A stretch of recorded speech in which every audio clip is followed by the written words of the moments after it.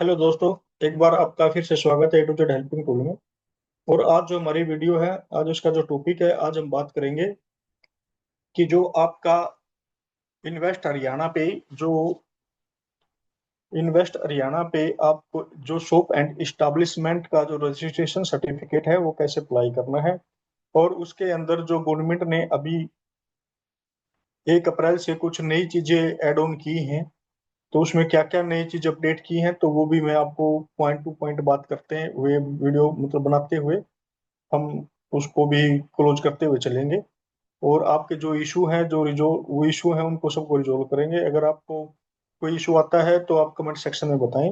हम यहाँ पे जो अपनी वीडियो बनाएंगे, इन्वेस्ट हरियाणा में ऐड कैप से लेके और आपका जो शॉप एंड इस्टेब्लिशमेंट का ऑनलाइन सर्टिफिकेट कैसे जनरेट होता है तक, लास्ट तक, जब तक आपका मतलब सर्टिफिकेट जनरेट होता है तब तक हम ये अपनी वीडियो बनाएंगे। और ये आप कैसे डाउनलोड कर सकते हो आपके सर्टिफिकेट को, वो सब इसके अंदर होने वाला है।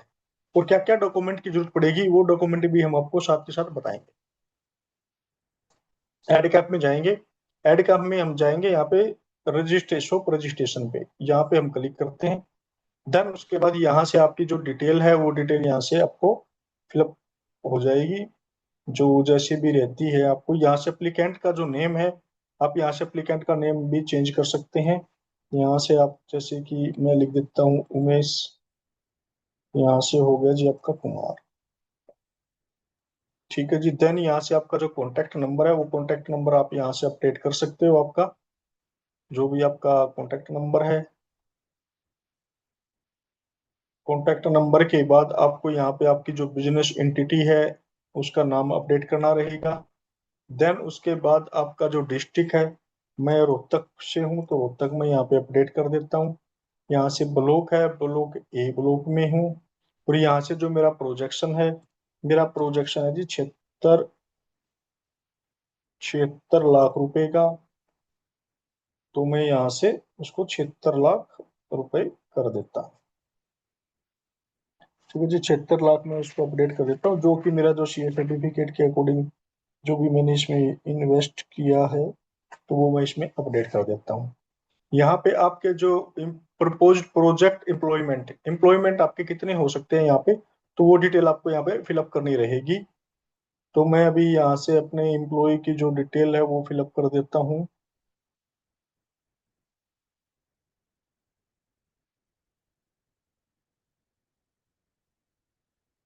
यहाँ से मैं कर देता हूँ 6 एम्प्लॉय। तो यहाँ से आपका जो पैन नंबर है वो आपको वेरीफाई करना रहेगा। देन उसके बाद आपको यहाँ से एक्सेप्टेंस और कर देंगे, एक्सेप्ट करेंगे। देन उसके बाद सिग्नेचर की कोई रिक्वायरमेंट नहीं है। तो हम इसको वेरीफाई कर लेते हैं एक बार कि क्या क्या डॉक्यूमेंट हमारे को चाहिएंगे। देन हम इसको एक्सेप्ट कर लेंगे। एक्सेप्ट करने के बाद यहाँ से आ गया सबमिट फॉर्म। तो ये कह रहा है सेव्ड कैफ ओके, हम इसको कर देते हैं ओके। अब ये मेरा यहाँ पे एड कैफ आज आ गया है। तो एक बार चेक कर लेते हैं कि ऐड हुआ कि नहीं हुआ। जैसे कि ये मेरा ऐड हो चुका है, ऐड हो गया। तो मैं यहाँ से अभी डिटेल पे क्लिक करता हूँ। देन उसके बाद यहाँ से मैं फॉर्म चेक कर लेता हूँ।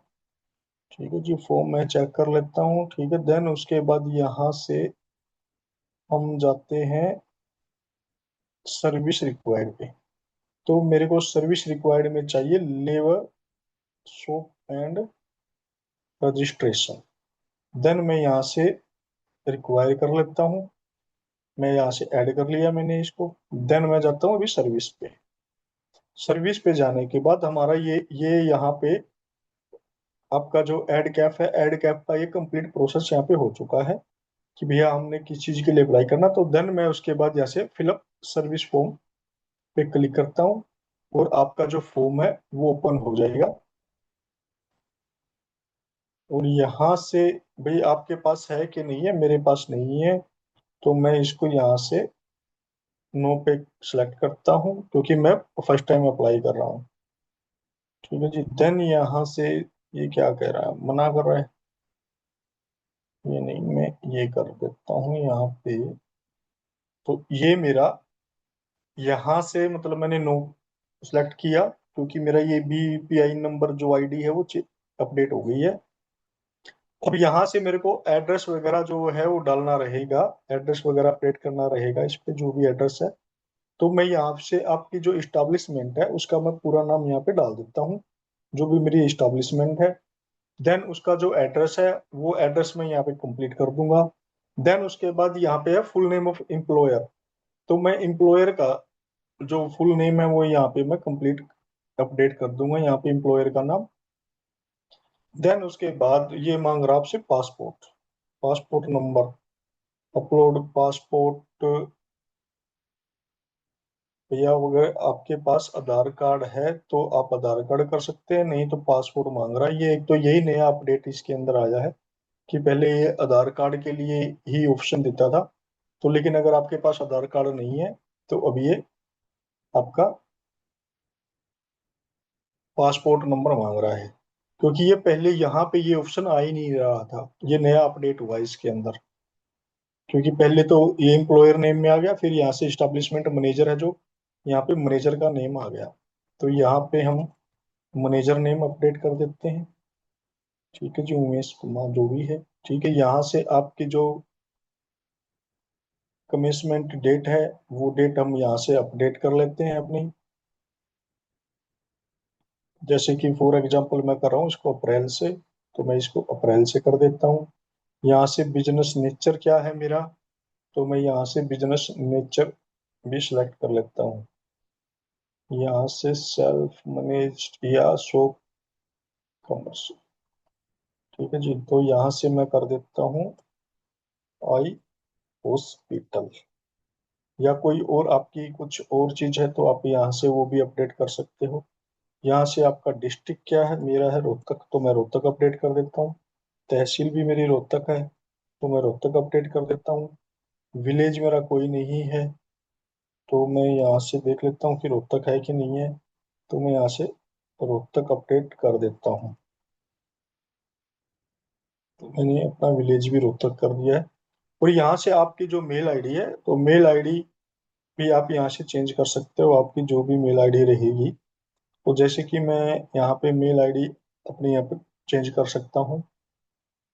ठीक है, देन यहाँ से और आपकी जो चीजें हैं, यहाँ से आपका कंपनी का, आपकी शॉप का जो नाम है वो आ जाएगा, ये उसका एड्रेस आ जाएगा। देन उसके बाद यहाँ से ये आपके जो एम्प्लॉयर है यानी कि जो ओनर है उसका नाम आ जाएगा, उनका एड्रेस आ जाएगा। यानी कि एड्रेस जो है वो आपका जो आधार कार्ड पैन कार्ड पे या फिर आपके पासपोर्ट पे जो इन्होंने दिया हुआ है, अगर आपके पास आधार कार्ड नहीं है तो आप पासपोर्ट से भी यहाँ से अप्लाई कर सकते हो। तो वो एड्रेस यहाँ पे अपडेट करना रहेगा आपको।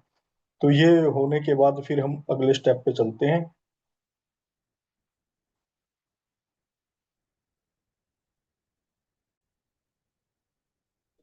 जैसे ही आप इसमें जैसे ही आप इसके अंदर अपनी डिटेल वगैरह कंप्लीट फिलअप कर देते हैं, देन उसके बाद आपको सेलेक्ट करना रहेगा आपका select of select area of cycle circle, कि भाई आपका कौन से सर्कल में कौन से में पड़ता है। कि जैसे कि आपका है भाई jurisdiction municipal limit of Rohtak city, यानी कि आपको अपने अकॉर्डिंग ये जो भी आपका एरिया के अकॉर्डिंग आपको ये यहाँ से सिलेक्ट करना रहेगा।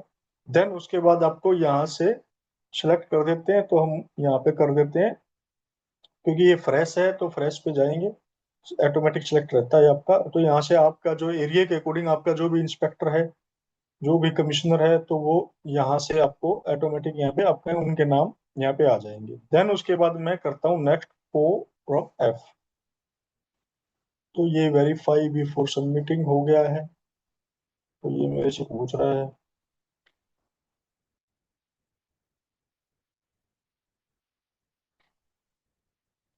तो ये पूछ रहा है कि भैया आप एक बार अपना वेरीफाई कर लीजिएगा डिटेल वगैरह।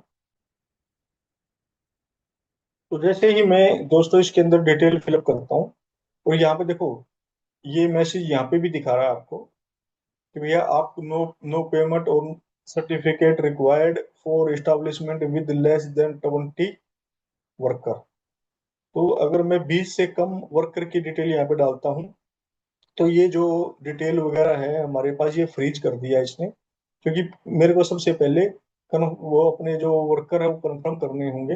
जैसे ही मैं इसको कंफर्म करूंगा, अगर ये 20 या 20 से ज्यादा वर्कर हैं, तो ही ये चीजें जो ये हाइड हो रखी हैं तो ये ओपन हो जाएंगी। अगर ये नहीं है तो फिर आप, एम्प्लॉय 20 से कम है तो फिर आप नहीं इसका कुछ कर सकते हो। तो ये आपके लिए यही ऑप्शन है कि भैया ये जो इम्पोर्टेंट जो आया हुआ है इसी का आप पीडीएफ बना सकते हो और उसको यूज कर सकते हो।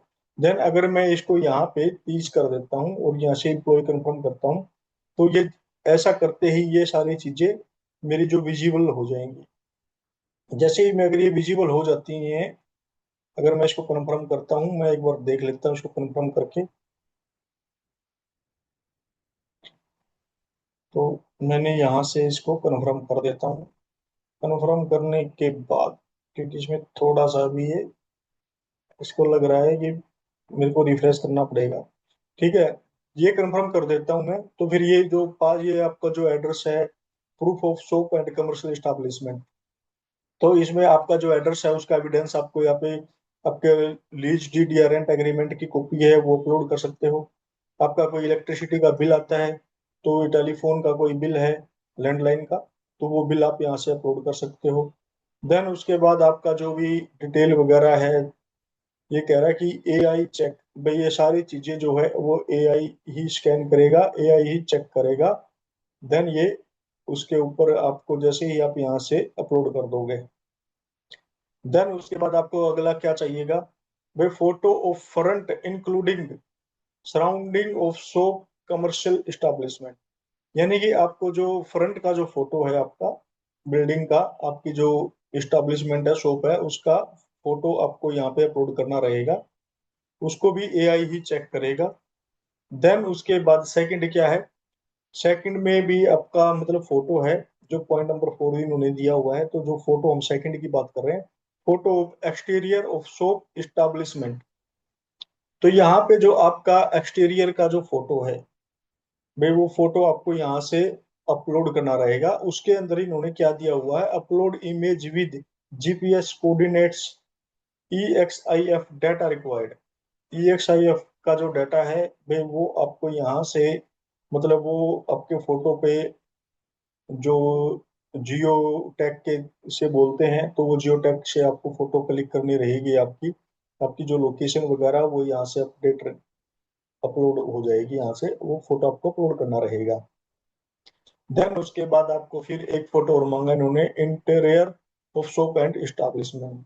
वो भी एक आपको सिंपल जो फोटो है वो फोटो आपको यहाँ से अपलोड करना रहेगा।